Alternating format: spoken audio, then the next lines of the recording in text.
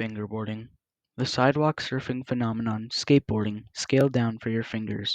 The concept is simple, but the culture and history is much different. Because of the fingerboarders' minuscule numbers compared to skateboarding, fingerboarding is one of the nicest communities in the world. But what is something without a history? Back in the 1970s and 80s, when skating was starting to take off, small skateboard keychains were produced. Before big companies like Tech Deck or Black River, people would use these small keychains or make their own fingerboards. Back then, however, almost nobody knew what fingerboarding was. That was until 1985, when Lance Mountain showed his homemade fingerboard and his skills in an old kitchen sink to the Bones Brigade in the Powell Peralta Future Primitive. Because of that, the concept of fingerboarding was more widely established to skaters. Fast forward to the 90s. Skating is more popular than ever with the early stages of the internet, and almost every skater was trying to post videos of them doing something cool on a skateboard, which meant the time was right for a different kind of skateboard, the fingerboard, to become more accessible. And because of that, the biggest and most popular type of fingerboard, the tech deck, was created.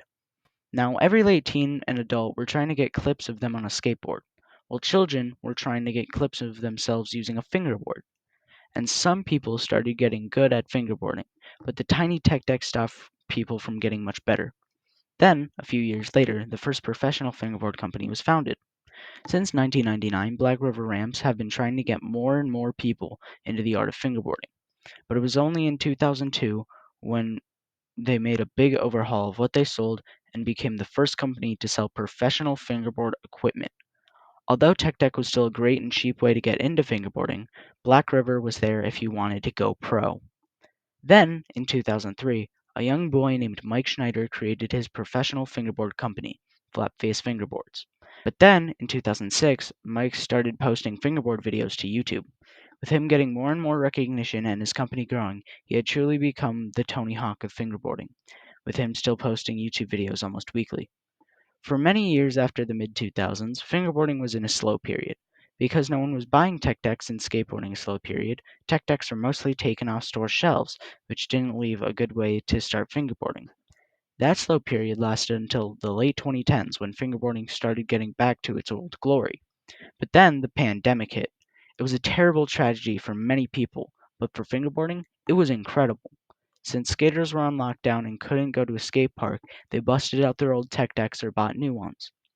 This skyrocketed the number of fingerboarders, which led to more fingerboard videos, which led to more people finding out and trying out fingerboarding. That happened throughout the entire pandemic and most likely doubled or tripled the amount of fingerboarders.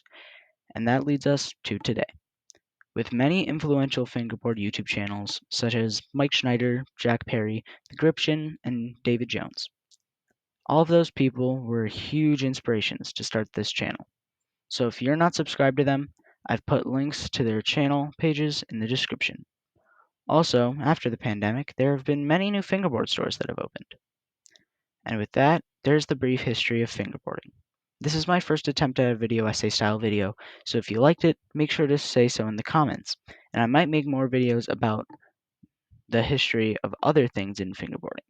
And with that, hope you enjoyed the video. Make sure to like and please consider subscribing. And if you stop enjoying my videos, you can always unsubscribe later. And I hope you enjoyed my video, and I'll see you in the next one.